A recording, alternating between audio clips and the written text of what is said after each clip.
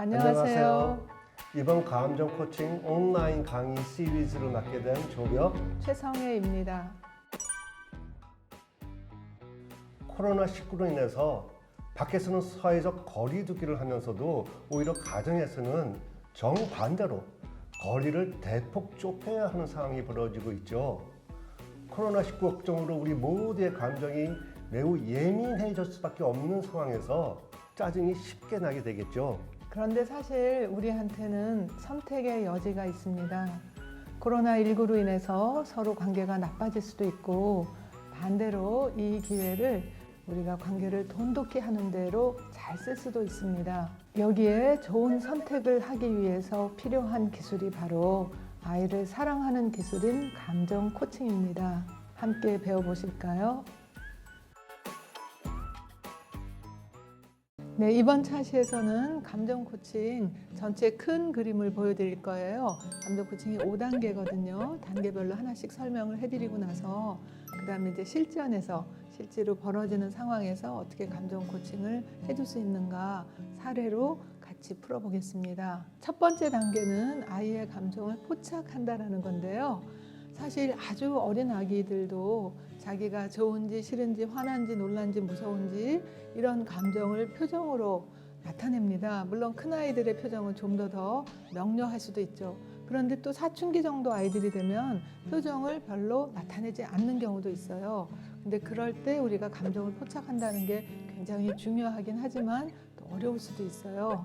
일단 아이가 뭔가가 하여튼 뭐 불편하거나 화가 나거나 속상하거나 해서 뭔가가 감지가 됐다면 이제 두 번째 단계가 아이와 잘 연결하고 소통하고 또 신뢰를 얻을 수 있는 그런 좋은 기회로 여기는 거죠. 그런데 사실 이런 기회를 보통은 부모님들이 귀찮아하거나 아유 쟤 또 시작이야 이러면서 외면하려고 하는데 그럴 때 아이들은 더 큰 감정으로 자기의 그 상태 혹은 기분을 표현하기도 하거든요. 가트맨 박사에 의하면 어떤 때가 좋은 기회냐면 아이가 강한 감정을 나타냈을 때 그럴 때일수록 더 좋은 기회라고 합니다. 예를 들어서 요즘같이 코로나 상황이 있게 되니까 아이들이 굉장히 지루해하고 답답해하는 경우도 있고 형제 자매끼리 다투는 경우도 있죠. 그리고 아이들의 입장에서는 자기가 좋아하는 장난감이 망가졌을 때도 굉장히 강한 감정을 느낄 수도 있고요.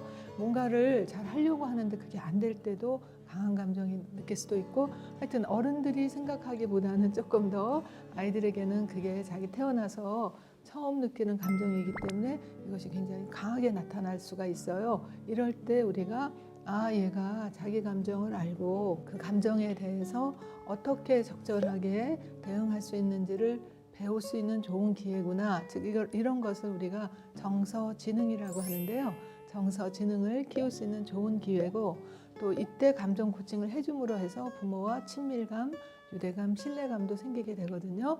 이게 나쁜 기회가 아니라는 거죠. 3단계가 이제 아이의 감정을 잘 받아들여주고 잘 들어준다는 거, 수용 경청이라는 건데요.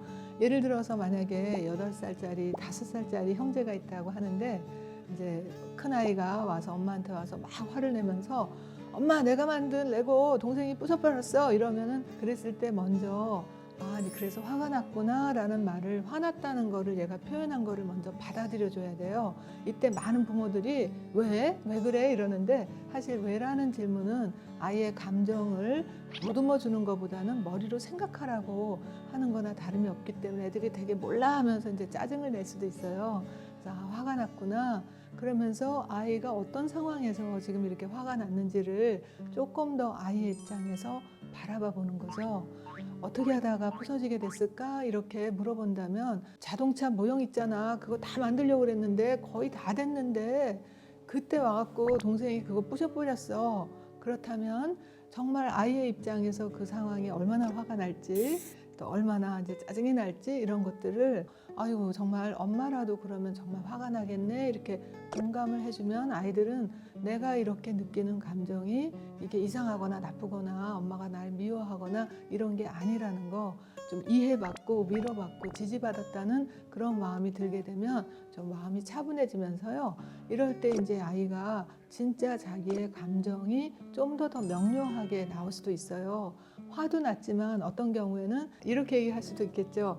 동생 갖다 버려 이런 식으로 부모가 봤을 때는 조금 바람직하지 않은 거라고 생각이 된다면 그때는 이거를 그냥 꾸지람하는 것이 아니라 그래 동생이 없었으면 좋겠다는 뜻이구나 이렇게 일단은 좋게 먼저 해석을 해주고 난 다음에 그 다음에는 한계를 그어줘야 돼요. 아무리 화가 날 때도 있고 동생이 미울 때도 있다 하더라도 그렇다 해서 동생을 갖다 버리는 건 안 되고 이렇게 안 되고라는 어떤 한계를 그어주고 나서 그렇지 않고 어떻게 하면 동생하고 뭐 사이좋게 지낼 수 있을까? 아니면 어떻게 하면 엄마가 동생을 사랑하는 만큼 너도 사랑한다는 걸 느낄 수 있을까? 이렇게 질문을 잘해주면 얘가 아마 이런 얘기를 할 수도 있어요. 엄마 동생만 안아주지 말고 나도 안아줘요. 이렇게 얘기를 한다든지 아니면 우리 둘이 다툴 때 나만 야단치지 말아주세요. 이렇게 얘기를 할 수도 있죠. 예, 그런 것들이 이제 아이의 기분도 우리가 충분히 이해할 수 있고 또 아이가 그런 상황이나 그런 기분이 있을 때라 하더라도 막 화를 내거나 동생을 때리거나 갖다 버리려고 한다든지 이런 극단적인 행동으로 가지 않을 수도 있어요. 이게 이제 감정 코칭 5단계의 간단한 설명입니다. 감정 코칭을 할 때와 안 할 때 어떤 차이가 벌어지는지를 3가지 사례를 가지고 말씀을 드릴게요. 그런데 이거 보시는 분들이 자녀들의 연령대가 다양할 것 같아서 첫 번째는 유치원 아이들 대상, 두 번째는 초등학교 아이 대상, 세 번째는 중고등학교 아이들 대상으로 하는 사례를 말씀드리겠습니다. 자, 첫 번째 이제 유치원 아이인데요. 어린이집에 갈 한 4살 된 현준이라는 아이가 있다고 할 때 요새 코로나로 인해서 부모님이 이제 재택도 하고 집에 계시고 하다 보니까 아이가 집에 있는 시간이 많다가 이제 직장 복귀하는 날에는 아이들이 굉장히 힘들어하죠. 자, 엄마가 이제 뭐라 그랬냐면 빨리빨리 옷 입고 밥 먹어. 응? 엄마 늦겠다. 어린이집에 빨리 가야지. 이제 이러면서 막 서둘러서 나가려고 하는데 현준이는 뭐라 그러냐면 싫어. 나 엄마랑 오늘도 또 놀고 싶어. 이렇게 얘기하는 경우가 있거든요. 정말 그럴 때 엄마 마음은 굉장히 안타까울 거예요. 우리 지난주에 내내 놀았잖아. 혹은 어저께 일요일에 우리 같이 놀았잖아. 오늘은 월요일이라고. 엄마 오늘 중요한 회의가 있는데 왜 이렇게 꾸물거려? 이러면서 이제 짜증을 낼 수가 있겠죠. 그런데 아이는 특히 4살 된 아이는 이럴 때 엄마 마음을 이해하기보다는 이제는 이제 울기까지 합니다. 엄마 미워 이래요. 애들이. 나 이제 어린이집 안 갈래 이러면서 오히려 더 가기 싫다는 걸 강하게 표현할 수가 있거든요.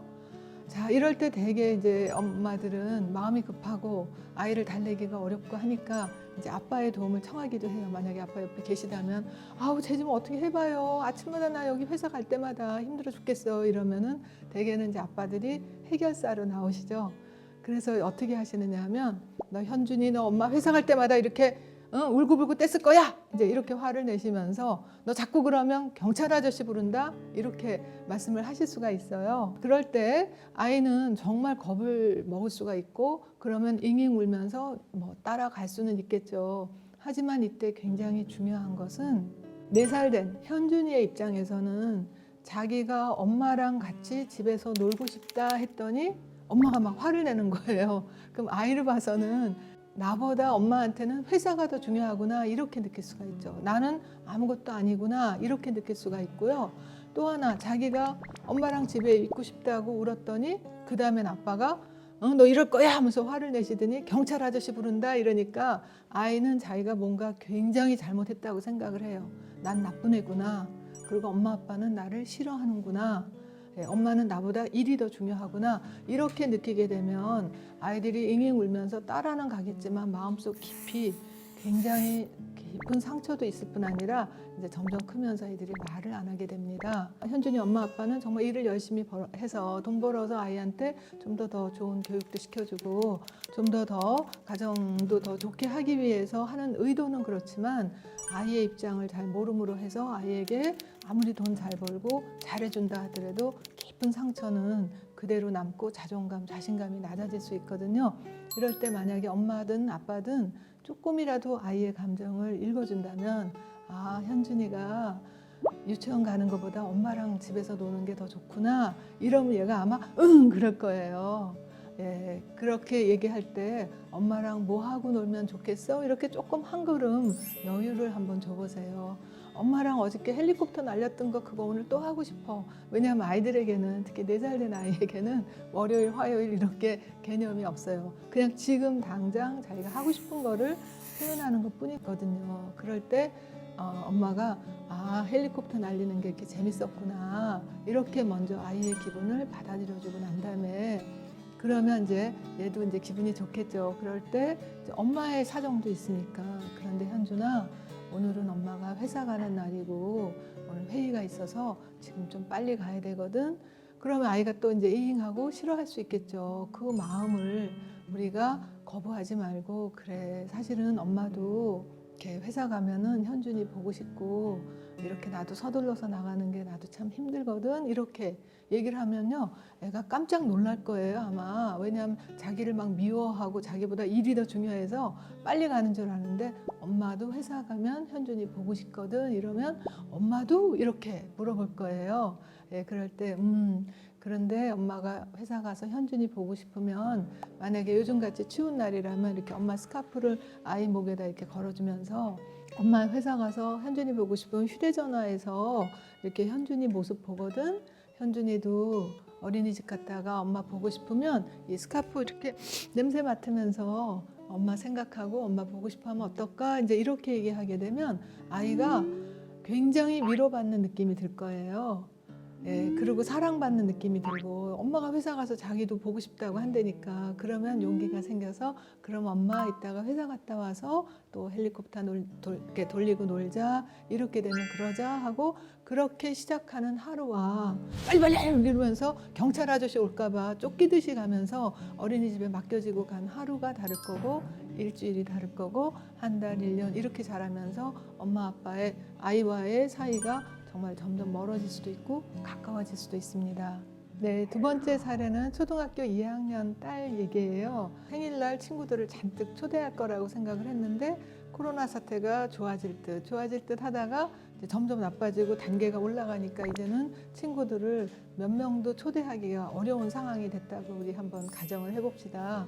그럴 때 아이가 정말 실망이 되겠죠. 그러니까 이제 어머니께서는 좋은 의도를 가지고 아이를 달래준다고 이렇게 얘기할 수 있을 거예요. 아이 괜찮아, 그까지 생일잔치 안 하면 어떠니? 우리 그냥 식구들끼리 맛있는 거 먹고 또 그리고 이제 크리스마스 장식 빨리 하자, 뭐 이런 식으로 이렇게 달래주려고 하지만, 그러나 아이 기분은 친구들이랑 같이 파티도 하고 놀고 싶은데, 그러니까 어머니는 좀 더 빨리 아이의 기분을 조금 더 좋게 해주려고 우리 아빠한테 전화해서 맛있는 케이크 사오라고 할까? 아니면 뭐 크리스마스 트리 사러 갈까? 뭐 이런 식으로 아이를 달래준다고 하지만, 이거는 아이의 감정을 별거 아닌 걸로, 대수롭지 않은 걸로 축소해서 딴 걸로 전환하는 거거든요. 케이크나 크리스마스 트리로.